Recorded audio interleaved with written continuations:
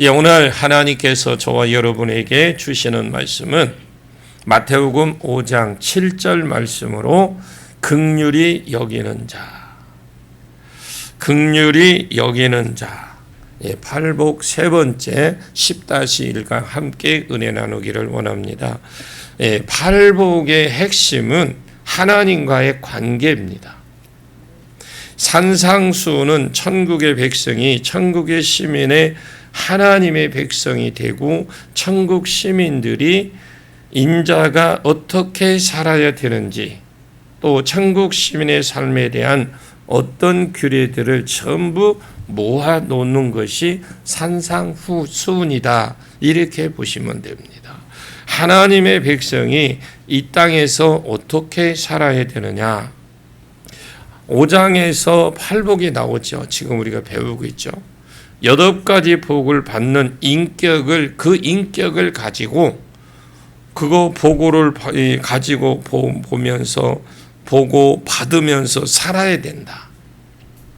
그리고 사명을 감당하며 살아야 되는데 세상의 빛과 소금의 사명을 강화된 율법을 또 지켜야 된다.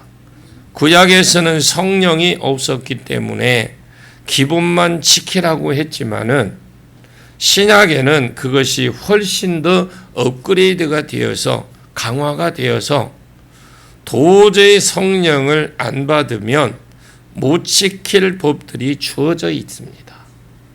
그래서 6장에 넘어가면 신앙생활을 할 때에 신앙생활이라는 기도나 구제, 금식 이런 것을 할 때에 주의해야 될 점이 있다. 하나님 앞에서 하려고 해야지 자꾸 사람에게 보이려고 무엇을 하려고 하지 마라. 그리고 보물을 하늘에 쌓아두라. 두라는 삶을 살아야 된다. 이 땅에 있는 것은 잠시 쓰면 없어진 것이고 내가 누리다가 죽으면 끝나는 것이고 많이 누릴수록 늙으면 허무합니다.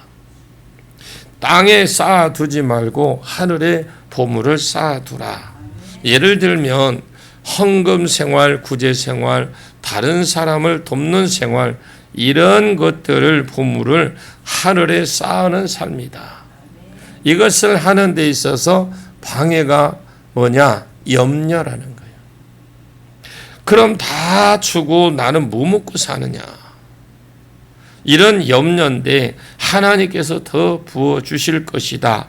그것을 먼저 그의 나라와 그의 의를 구하면 더 풍성하게 해 주실 것이다. 이 약속을 주셨습니다.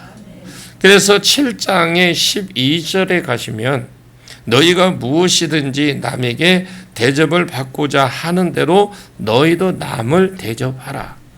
너희가 사람에게 대접을 받고 싶거든 비판하지 말고 그 사람의 흠을 가지고 들추어내고 이렇게 하지 마라. 그래야 너희도 다른 사람에 의해서 너희의 허물을 덜 주어지지 않고 비판받지 않고 살 수 있다. 그리고 하나님 앞에 대접을 받고 싶거든 기도해라. 그래야 하나님이 너를 대접해 준다. 하나님께 기도 안 하면 천하 없어도 기도 안 하면 초신자 때는 내가 있다. 이것을 내가 하나님이다 라는 것을 알려주기 위해서 역사는 할지는 몰라도 기도 안 하면 역사 안 합니다. 하나님은 기도와 함께 일하시는 분임을 믿으십시오. 사람에게 대접을 받고 싶거든 함부로 비판하지 말고 하나님 앞에 대접을 받고 싶거든 기도해라. 아멘. 너희는 좁은 문으로 들어갔으니까 예수를 믿어 좁은 문으로 들어갔다는 거죠. 좁은 길을 걸어라. 그래야 영생이 이룰 수 있다. 내가 좁은 문을 들어가고 좁은 길을 가는데 방해되는 사람이 있는데 그것이 거짓 선지자, 거짓 교사, 거짓 목사들입니다. 여러분 영분별을 하고 이단을 조심하셔야 됩니다. 신천지는 진짜 다른 사람도 지옥 보내고 자기도 지옥 보냅니다. 그런데 그것이 그곳에 예를 들어서 그런 이단에 빠졌다가 나올 수 있는 것이 아닙니다. 신천지나 어떤 이단 가운데 들어갔다 나온 사람은, 그런 사람이 있으면 진짜 그 사람은 복받은 사람이에요. 이단은 혼미의 영이나 혼탁의 영이 있기 때문에 분별하지 못해서 한 번 딱 빠져버리면 못 빠져나옵니다. 아니, 저 사람이 저기 어떻게 저런 곳에 가 있지? 아니, 저런 훌륭한 박사가 저기가 어떻게 가 있지?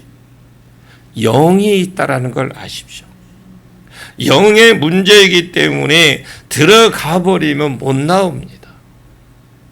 거짓 선생을 조심해라. 이것이 전체적으로 산상수훈의 가르침이라고 보시면 돼요.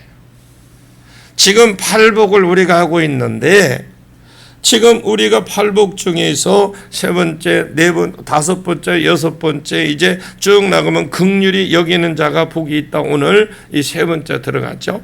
그런데 그리고 마음이 청결한 자가 복이 있다. 이 두 가지를 연이어서 이제 설명을 할 겁니다.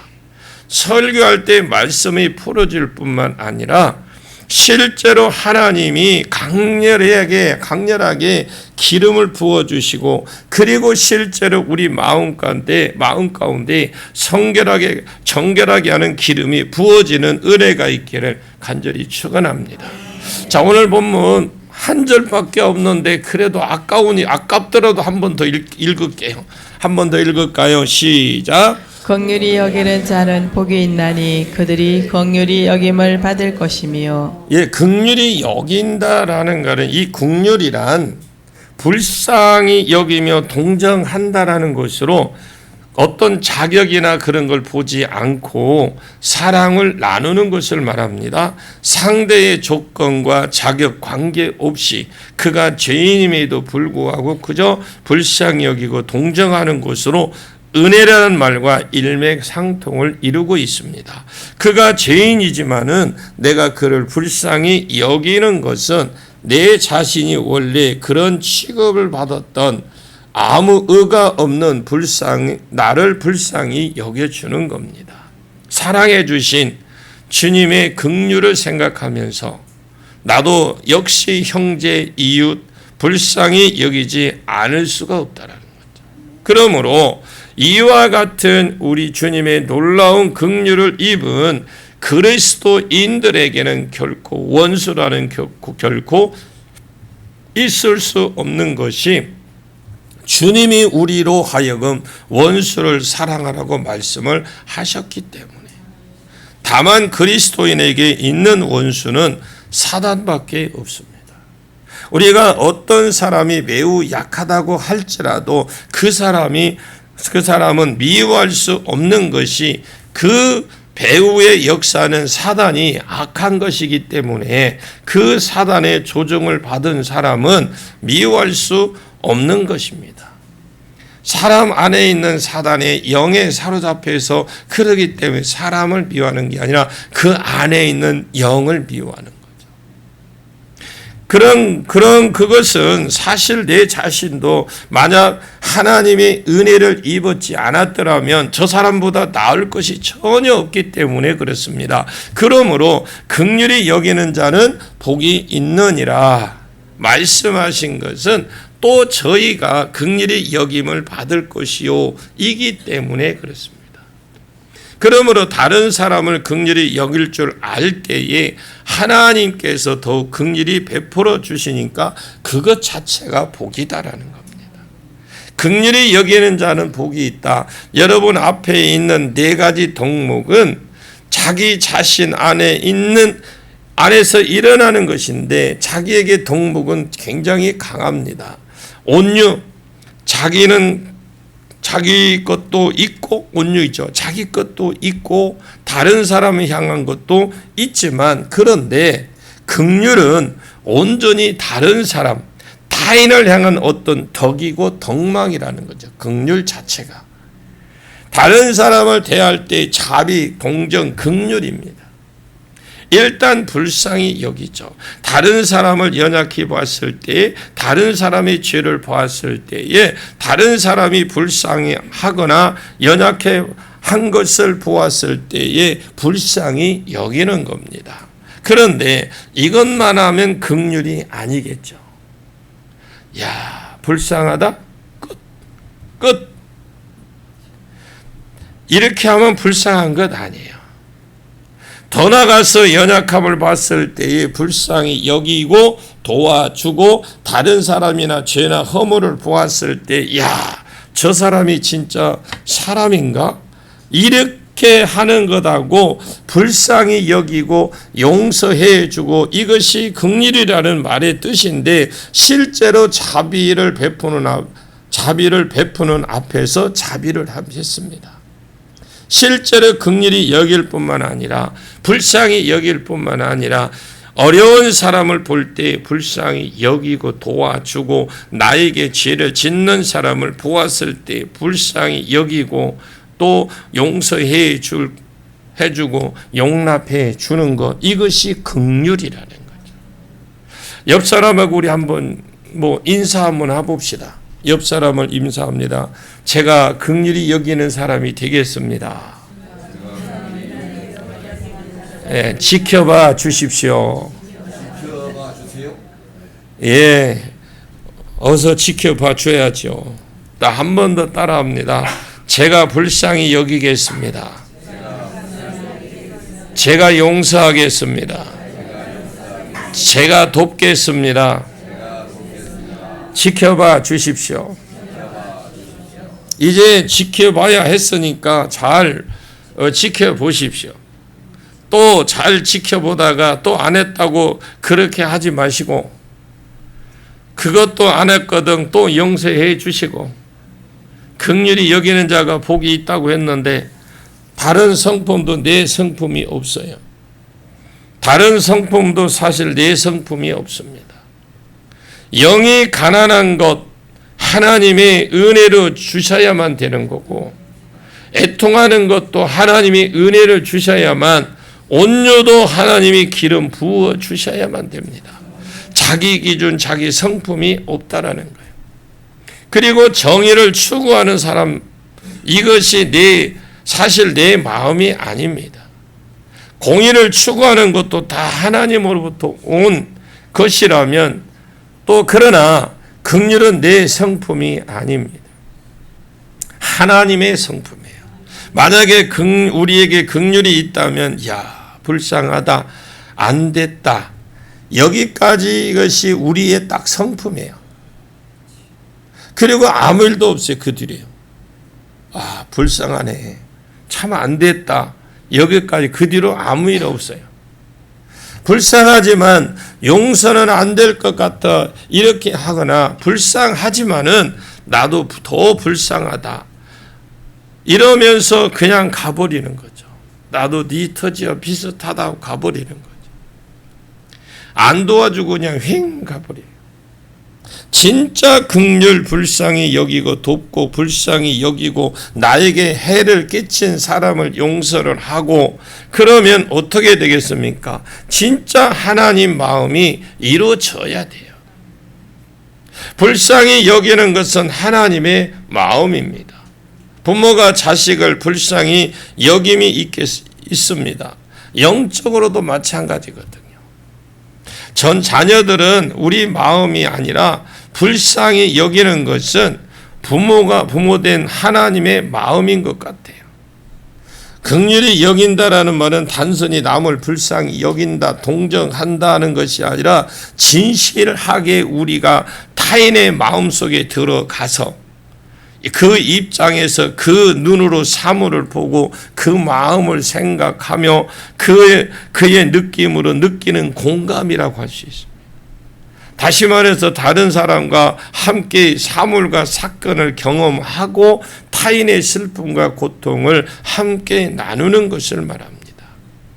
우리가 긍휼히 여겨야 할 이웃은 물질적으로 가난한 사람, 병으로 인해서 고통당하는 사람, 그 중에도 돈이 없어서 제대로 치료를 못하는 사람, 그리고 여러 가지 일로 고난을 당하는 자들을 등을 말할 수 있는데, 우리가 사는 세상에는 예수께서 말씀하신 대로 가난한 사람들이 항상 있습니다. 요한복음 12장 8절에 가난한 자들은 항상 너희와 함께 있거니와 나는 항상 있지 아니하리라 하시니라.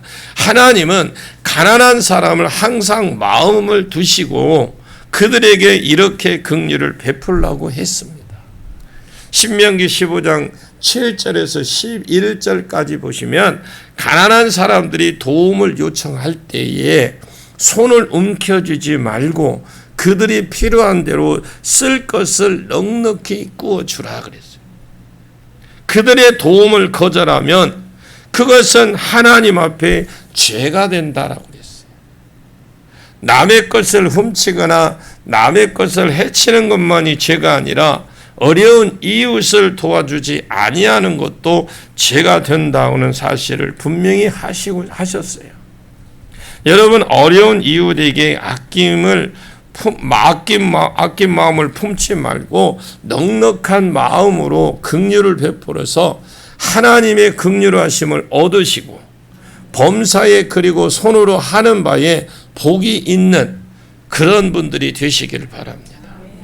창세기 3장에 아담이 범죄를 합니다. 그때 하나님이 아담아 너 어디 있느냐? 하나님이 두려워서 숨었어요. 내가 너에게 먹지 말라 한 나무 과실을 먹었느냐? 지금 왜 하나님이 찾아오셨습니까? 물론 하나님이 찾아오셔서 그를 책망을 하셨습니다. 심판도 하셨습니다. 너 흑인이 흑으로 돌아갈 것이니라. 여자는 잉태하는 고통을 당해야 될 것이고 남자는 이마에 솟아내 땀을 흘려야 그 솟아를 먹을 것이고 물론 분명히 벌도 주셨습니다. 창세기 3장 21절에 가죽옷을 들고 또 주님이 오셨어요. 아담이 범죄하고 나니까 자기의 죄악이 눈이 밝아져서 옛날에는 벗고 있어도 부끄러운 줄 모르다가 죄성이 드러나니까 자기가 벗고 있는 줄을 알고 부끄러워해서 무화과나무 잎으로 치마를 가렸는데 해가 뜨니까 부서지고 끊어지고 그렇게 되는 것입니다. 그런데 하나님이 가죽옷을 가지고 오셨어요.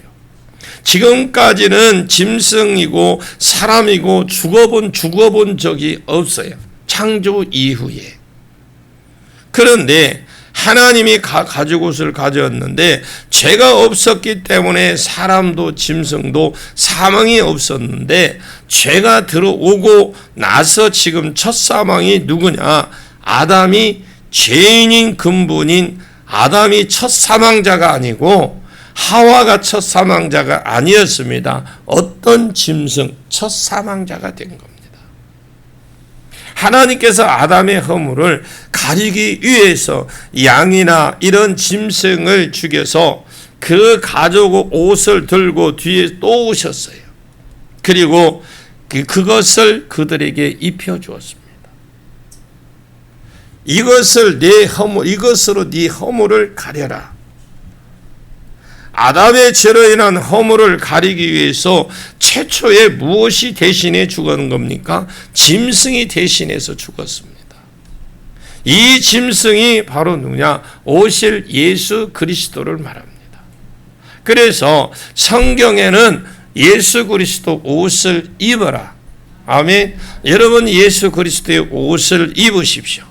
내 허물을 대신해 예수가 죽었고 예수가 너를 의롭게 하였으니까 이 예수 그리스도의 행실을 네가 옷으로 입어라.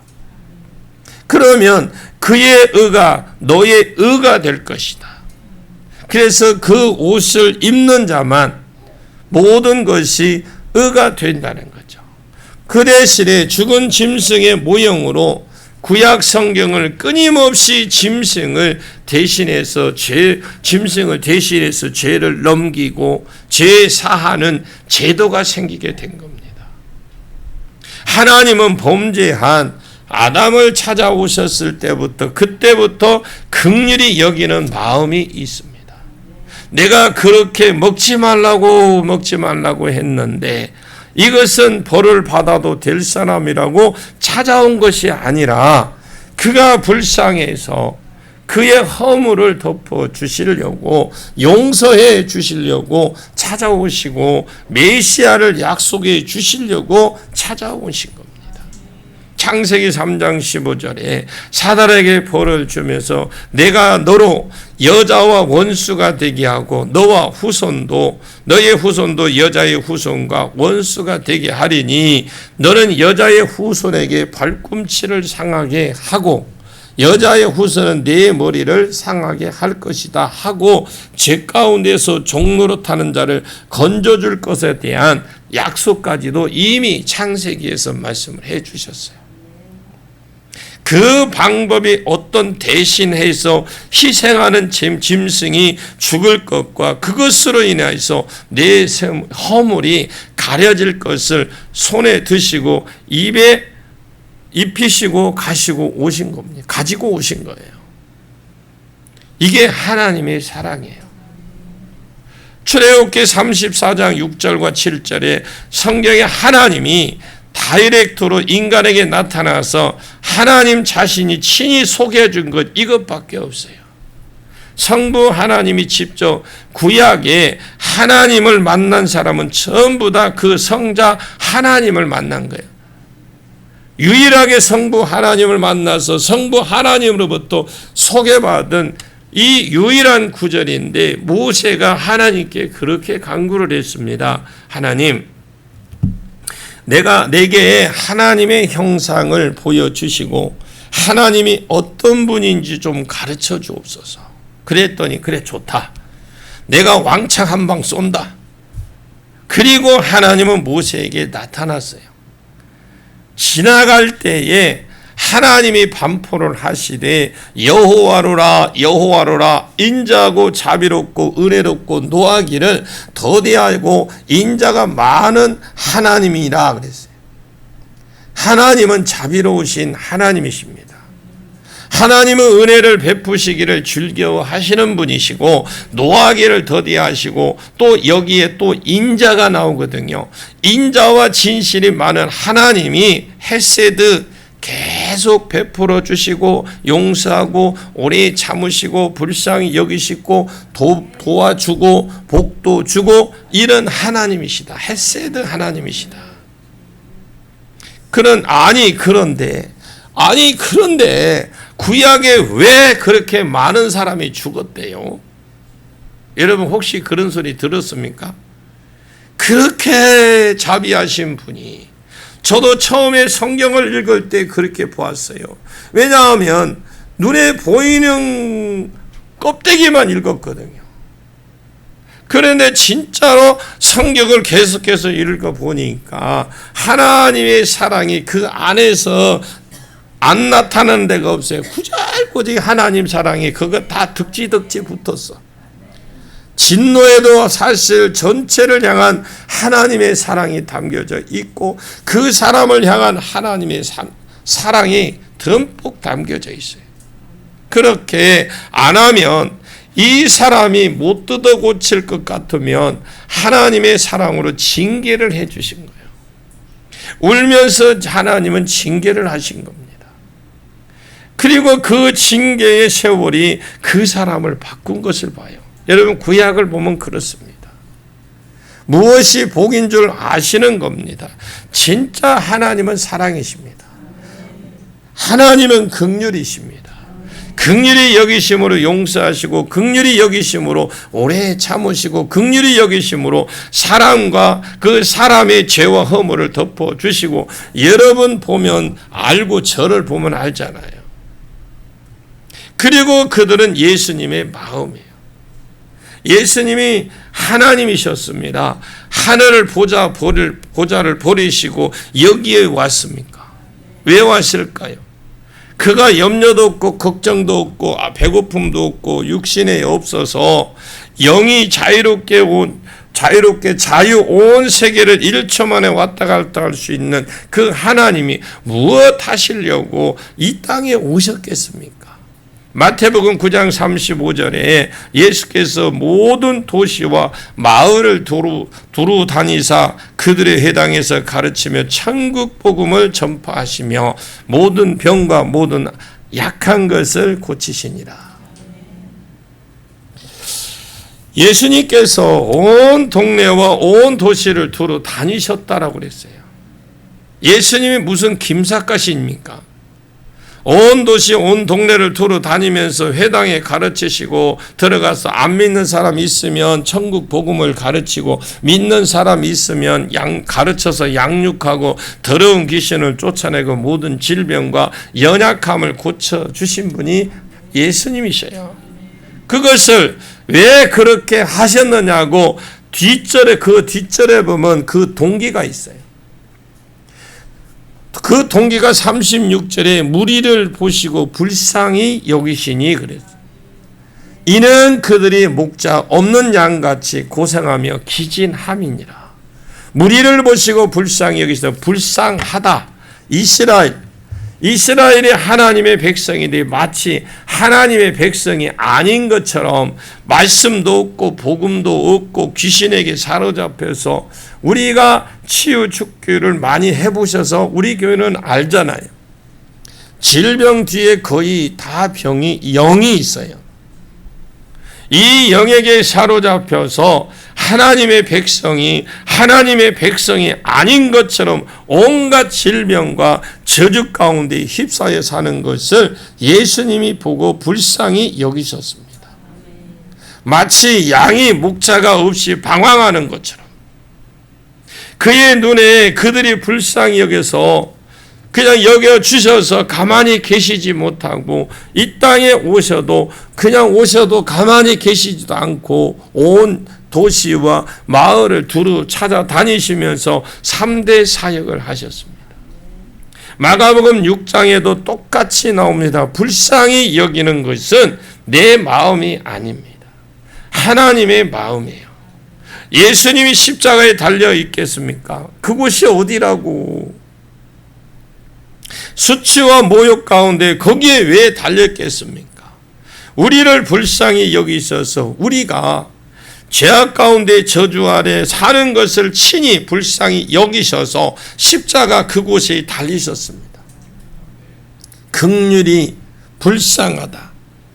이 정도면 몰라도 불쌍히 여겨서 허물을 덮여주고 불쌍히 여겨서 실제로 도와주시는 일은 말하는 분이 본문이 말하는 것은 이런 긍휼이 내 것이 아니라는 거죠. 하나님 것입니다. 디모데전서 3장에 우리가 사는 이 시대를 가리켜서 말세라고 그래요.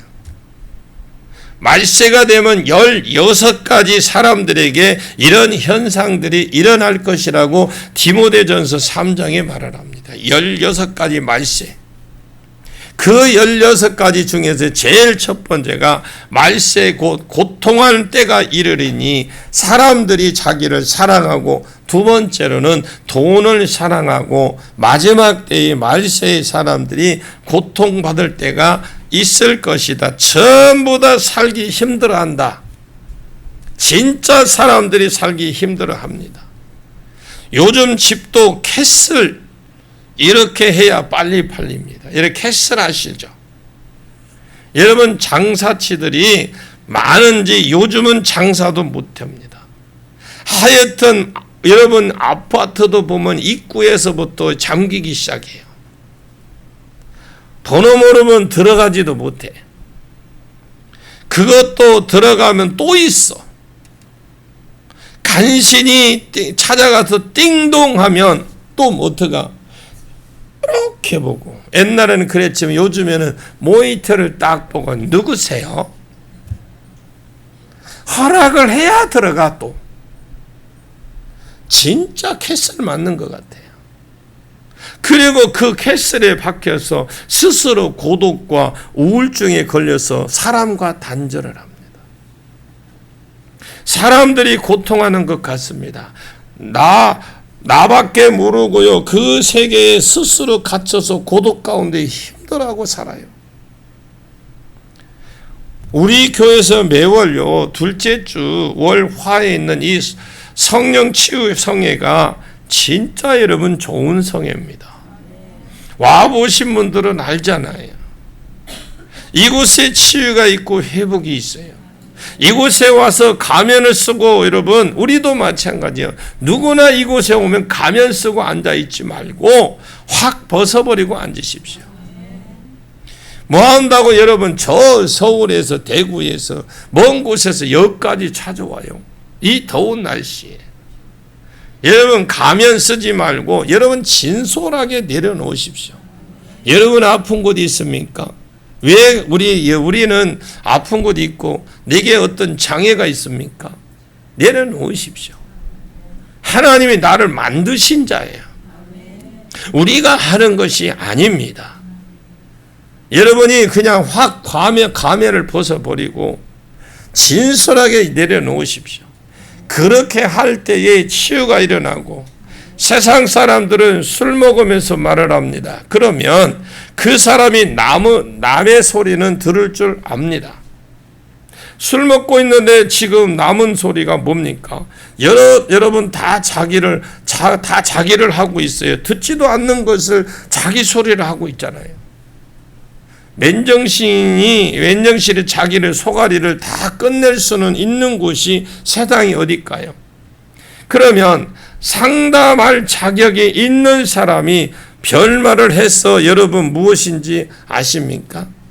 그냥 환자에게 그 상담할 때 환자가 혼자서 말하고 있는 걸 들으면서 들어주기만 해도 자기가 말하다가 그냥 자기가 울다가 선생님 고맙습니다 하고 치료받아. 목사님 치료 고맙습니다 그래요. 손도 안 대서 말 한마디도 안 했어. 그래요? 딱 그거밖에. 그러시군요?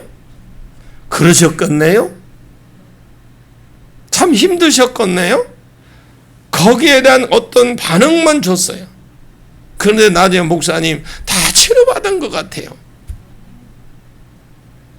여러분이 이 세상은 돈 주고 가지만 우리는 그렇지 않아요. 기도받고 가요. 아니 그곳에 스승이 있고 거기에 하나님, 성령 하나님이 치유자로 운영하고 계시잖아요.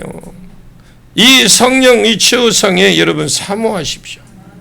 여러분이 여기를 못 오게 하고 관심 없게 만드는 건 내 안에 있는 사단이 그러는 거예요.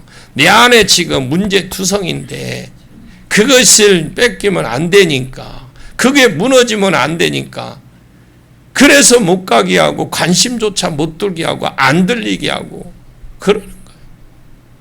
그러면 거기 가면 창피한 것 같고 괜히 뭐 어쩌는 것 같고. 여러분 내가 지은 코가 석자인데, 우리 교회는 그런 분은 없지만은 주일 낮에는 사모하는 것보다 더 여러분 사모하십시오.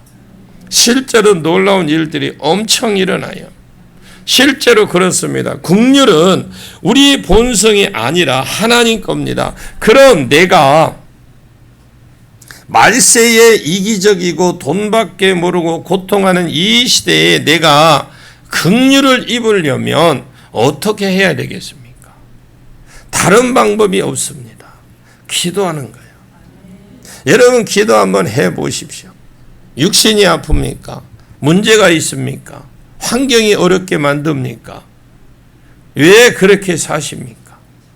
하나님이 모든 천지만물을 주관하시고 창조하신 분인데, 여러분이 하나님이 한 번만 들어주시면 문제가 해결이 되는데 왜 망설이십니까? 누가 창피한 거 없어요. 여러분들이 다 내려놓으십시오. 기도하는 것 외에 없습니다. 미라리라는 이 찬송이 있습니다. 2절에 보니까 그 천관웅 목사님의 보니 그 미라리라는 찬양이 있는 2절에 보면 그럽니다. 길로 지친 양을 찾아 마음의 그 쌍의 마음의 상, 그 2절이 헤매는 한 쌍이죠. 그 쌍, 그 마음의 그 쌍 있죠, 쌍. 헤매는 이리저리 헤매는 한 영혼을 찾아 아파하는 예수님 내게 예수님 마음 내게 주옵소서. 그 길 잃어서 지금 헤매는 그 양, 내가 그 한 영혼의 양을 찾아가는데 그런 마음을 내게 주옵소서라고 그런 가사가 나옵니다. 저는 노래 잘 몰라요. 그 어떻게 듣다 보니까 그게 나오고 한번 들어봤는데, 여러분 하나님이 주님이 여기저기 돌아다니면서 회당에서 가르치고 병자 고치고 이것이 하나님께만 있는 마음입니다. 우리 교회에서도 그 마음을 지금 나누는 거예요. 물론 행하시는 거 일하시는 분은 하나님이 하셔요. 우리는 그저 도구로만 쓰임 받습니다. 여러분 조금 더 관심을 가지시고 여러분들이 참여해서 여러분이 우리 교회에서 하니까 오시면 되잖아. 그렇게 되고 여러분들이 문제도 해결 받으시고 복을 받는 저와 여러분 되시고, 또 우리가 하나님이 그 기도하는 건데 그 길이로 지친 양, 그 양 한 마리 헤매는 그 한 영혼을 찾아 아파하는 예수님 마음이 내 마음이 되게 해달라고 했던 것처럼 우리도 그런 마음을 가지고 나갈 수 있는 저와 여러분이 되시기를 축원합니다. 기도하겠습니다. 참으로 고마우신 아버지 하나님, 은혜 감사합니다. 오늘 우리 가운데 긍휼의 기름을 부어 주옵소서. 다른 사람의 연약함을 보면 불쌍히 여기고 더 나가서 기도해 주어라. 다른 사람의 허물을 보거든 불쌍히 여기고 더 나가서 용서해라. 너희가 하나님의 긍휼을 받았으니 하나님의 긍휼 자체도 임파테이션 받게 해 주시고 오늘 기름 부어 주셔서 하나님의 긍휼 편협한 마음을 뛰어넘게 해 주옵소서. 솔로몬에게 지혜를 주셨을 뿐만 아니라 넓은 마음을 주셨던 것처럼 오늘 내게 더 넓은 마음을 내게 주셔서 하나님 긍휼히 여겨 주시면 내가 더 크게 긍휼을 베풀고 이것이 하나님이 굽어 보신 바 되어서 더 큰 긍휼을 베풀어 주시고 이것이 이웃에게 더 확장되어 나가서 하나님 앞에 더 쓰임받는 귀한 종들이 되게 해 주옵소서. 예수님의 이름으로 간절히 기도하옵나이다. 아멘.